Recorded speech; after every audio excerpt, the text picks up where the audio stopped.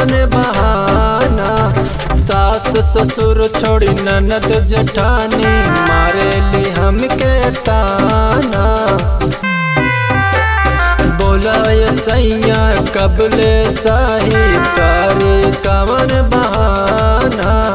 सास ससुर छोड़ी ननद जेठानी मारेली हमके ताना। बुझे न केहू बतिया हमरो, बुझे न केहू बतिया हमरो, देता सब ओरहानवा। बलमुआ कब अइबा, सजनवा कब अइबा, कर जाऊ कब अइबा, छोड़ के सहारे लोधियनवा। कर जाऊ कब अइबा, छोड़ के सहारे लोधियनवा।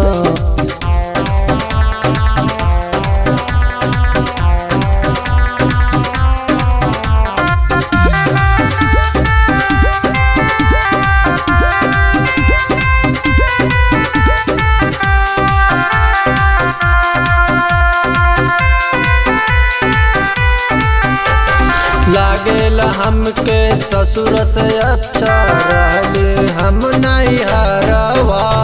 रउआ से ज्यादा हुकुम चलावे, बोलेला बोली देवरवा।